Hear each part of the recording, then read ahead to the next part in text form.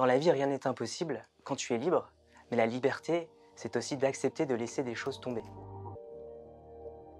La première fois que je me suis senti libre, j'avais 17 ans, c'était aux États-Unis, et j'ai eu un sentiment de liberté à tous les niveaux.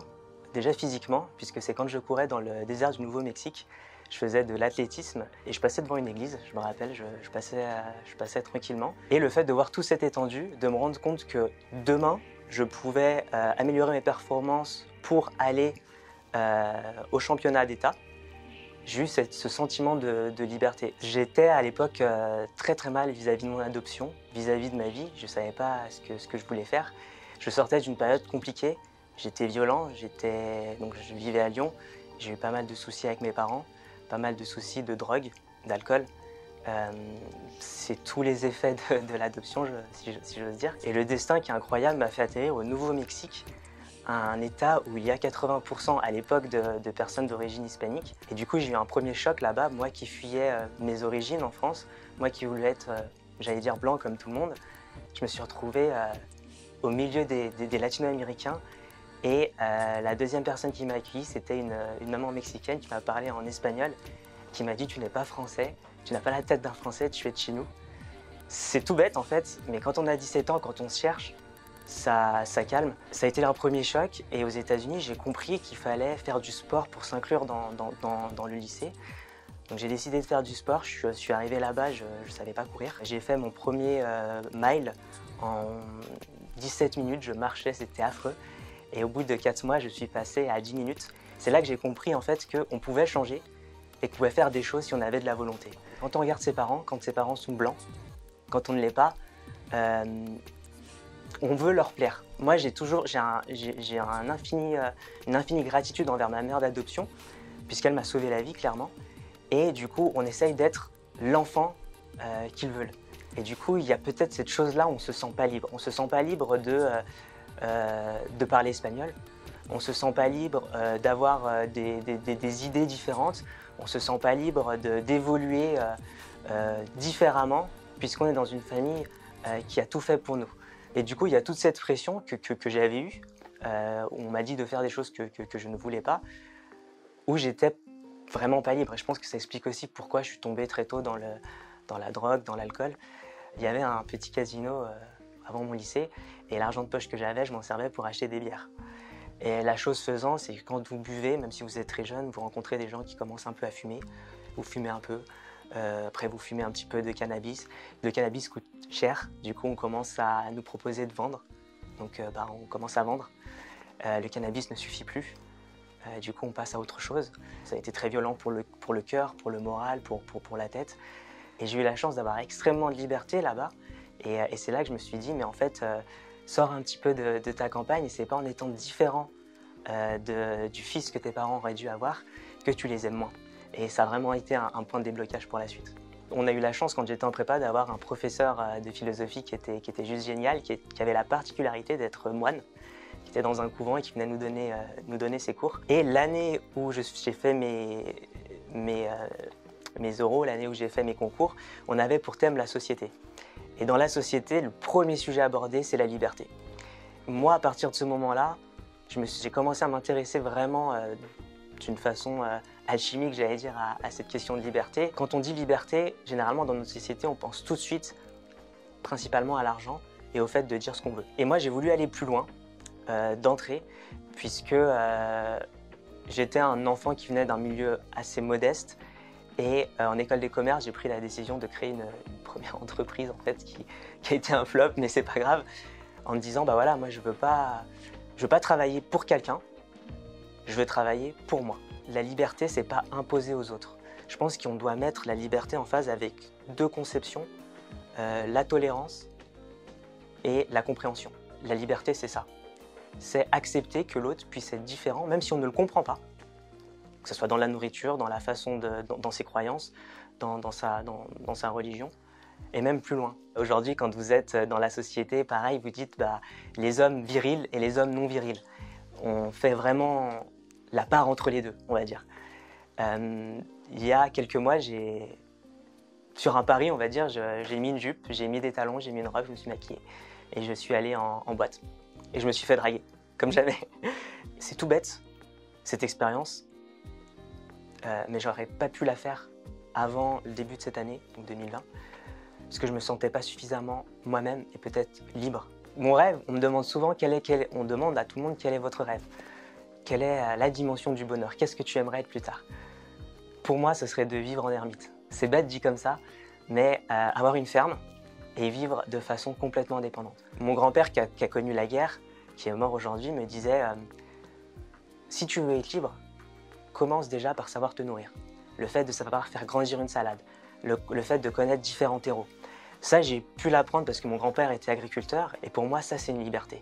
La liberté de dire si demain tout ferme, c'est pas grave. Je sais me nourrir, je sais boire et je sais être indépendant. J'ai l'impression, c'est peut-être bête, mais qu'on est un petit peu comme des petits soldats à qui on envoie des informations, YouTube, je sais pas moi, tout un tas de choses. Il faut qu'on sorte de ça. Il y a d'autres choses à voir. Et demain, j'aimerais, c'est complètement fou, mais ouvrir une école du chaman. Avec des chamans qui vont guérir par des plantes, par des jus, par de la méditation, par du toucher, et parfois guérir des maladies simples et parfois d'autres maladies plus graves. Puisqu'avant de guérir le corps, il faut guérir l'esprit. Et ça, j'y crois beaucoup. J'ai plein de défauts. Et un de mes très gros défauts, c'est que je refuse de suivre les gens que je ne trouve pas légitimes. Là où j'ai été en manque de liberté, c'est que j'ai toujours des idées, des très bonnes, des très mauvaises, mais j'aime bien tester les choses. Mais il n'y a rien de plus difficile pour quelqu'un qui aime la liberté d'avoir un programme ou d'avoir une fiche de poste. Quoi qu'il arrive, vous êtes forcément dans une chose. Et ça, c'est très frustrant. Moi, j'avais des idées, je les exposais à ma hiérarchie, on me disait t'es trop jeune, ou alors tu rêves trop, ou alors c'est trop bête. On pense souvent que je suis très arrogant. Simplement parce que je pense que j'ai un passé, j'ai réussi à faire des choses jeune. Je propose toujours des idées et quand on me les refuse, je les fais quand même de mon coin. Et ça, c'est considéré comme être arrogant. Quand on nous dit non, quand vous le faites quand même de votre coin, que vous montez les résultats à votre chef, moi ça m'est arrivé deux fois je me suis fait virer. C'est pas ça. C'est pas ce que tu aimes. Refais quelque chose et finalement, être au RSA, tu n'as rien, mais tu as cette liberté de pouvoir entreprendre et de faire des choses, et d'oser faire des choses. Ça a été une très bonne nouvelle, honnêtement c'était la meilleure chose. Il y a eu un poids qui s'est enlevé, mon visage a commencé à changer. Ma famille a dit bah waouh, t'es trop bien alors tu n'as plus de boulot. Et en fait, tout ce que disent les entrepreneurs, tout ce que vous voyez dans les livres, à ce niveau-là, c'est vrai. C'est quand vous êtes au bas du bas que vous commencez à avoir des idées. Vous êtes au fond, vous dites ok, qu'est-ce que je sais faire? Qu'est-ce que je peux faire maintenant? Et c'est comme ça que j'ai rebondi en l'espace de 4 mois, que j'ai créé une agence d'événementiel qui s'est très très bien passée. Alors que je n'aimais pas du tout l'événementiel, je ne me voyais jamais faire ça, mais il se trouvait qu'il y avait un public, il se trouvait que ce que je faisais, je le faisais bien grâce à mes expériences passées en tant que président d'une association, et en avant. Pendant 8 mois, j'ai gagné 900 €. Par contre, j'avais de la liberté. En tout cas, je m'octroyais la liberté de travailler avec certains clients. La liberté, elle va forcément avec vos peurs. Il faut savoir gérer ses peurs.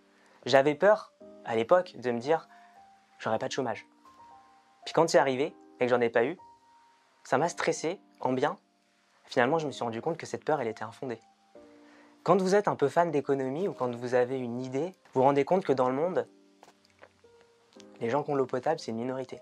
Et du coup, je me suis dit, mais finalement, nous, en France, on est complètement à l'ouest. Je me dis, je vais retourner au Guatemala et je vais cueillir des melons. Et en fait, vous vous rendez compte que la vie, elle est vachement simple. Ces gens sont super heureux. Ils gagnent 3 € par jour. Pourtant, ils vivent vieux. Ils sont heureux. Et ils sont pas stressés. Quand je suis revenu en France, c'est le fait d'avoir dépassé cette première peur de dire oh, qu'est-ce qui va se passer demain, me dire ok, j'ai une famille qui m'aime. Au pire, je retourne vivre chez mes parents, et alors? Et le reste? Ça n'a pas d'importance. J'ai pris un livre, et j'ai lu la première page, je me suis dit bingo. Je comprends pourquoi cet homme, en fait, est un grand homme de l'histoire. Il avait une phrase qui, pour moi, est l'une de mes phrases aujourd'hui, qui est ma direction.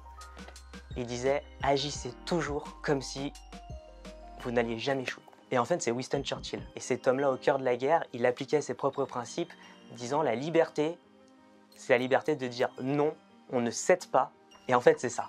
Pour moi, vraiment, le sens de liberté, c'est maîtriser vos peurs. C'est la même chose. Si vous ne faites pas l'un, vous n'aurez pas l'autre. Alors moi je me sens vraiment très libre puisque je suis un passionné d'écriture et aujourd'hui j'ai la chance de vivre de ma plume. Avoir une passion et arriver à en vivre, c'est génial. Donc vous n'avez pas l'impression que vous travaillez déjà. Vos clients vous donnent des thèmes et vous font confiance. Donc vous avez une liberté d'action, de dire c'est cette lettre-là que je vais écrire, je vais lui donner tel ton parce que je pense que ça va marcher. Ça franchement, c'est une liberté qui est incroyable. La liberté, c'est pas juste dire je peux tout faire, je sais tout faire, et puis si vous n'aimez pas, tant pis. La liberté, c'est aussi renoncer à des choses. La liberté, je pense qu'on le confond beaucoup, et il me semble que c'est Rousseau qui disait ça, avec les liberticides. Vouloir de la liberté, pouvoir de la liberté, et en fait n'être qu'une pulsion. C'est pas ça. La liberté, c'est pas ça. La liberté, c'est assumer ses choix, et quand on assume ses choix, on sait que tout n'est pas toujours rose. Je donne beaucoup de temps dans les associations où je suis. On reçoit des adoptés, des familles d'adoptés, des futurs adoptés, des adoptants, etc. Et je coach les parents.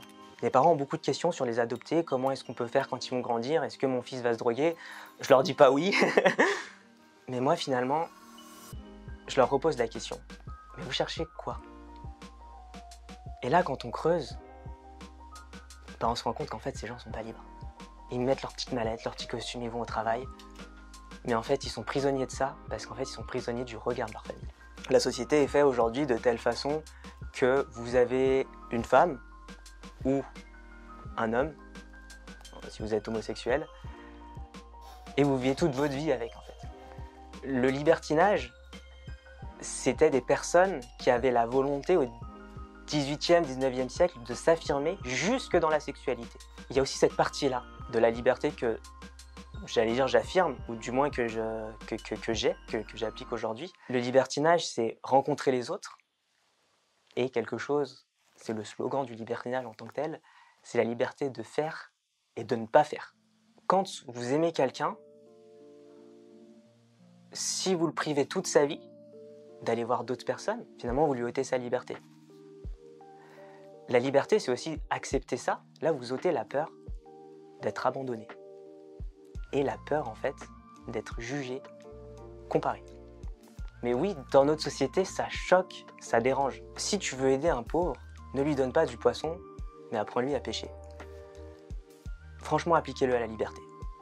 Si vous voulez être libre, faites en sorte de transmettre vos connaissances et d'apporter aux autres. Et ils vous le rendront. Pour moi, je suis bien plus efficace à écrire pour mes clients qu'à diriger une entreprise. Il y a des gens, c'est leur passion, il y a des gens, ils sont faits pour ça, ils sont bien meilleurs que moi, et moi, j'aurai plus de liberté. La liberté, en fait, à faire ce que j'aime réellement. Quelque chose, moi, qui a confirmé ça, c'est quand Clanix s'était fait licencier de son poste de président de Uber. La presse avait jugé que c'était catastrophique. Demandez demain, franchement, demandez à des directeurs, on te met quelqu'un qui gère ton entreprise aux oignons et tu refais ce que tu aimais faire au début. Il signe tout de suite. Et dernière chose, ne pas abandonner ses passions. Et il y a une chose très importante qu'on ne dit pas, écoutez votre femme, vraiment. Il faut savoir prendre de la distance, écouter sa femme, ses proches quand ils vous disent des choses. Les gens veulent votre bien, vraiment. Si au bout d'un moment ils vous disent calme-toi ou repose-toi ou fais quelque chose avec moi, c'est parce qu'ils ont su percevoir des signes que vous n'êtes même pas capable de voir. Donc calmez-vous, prenez du temps.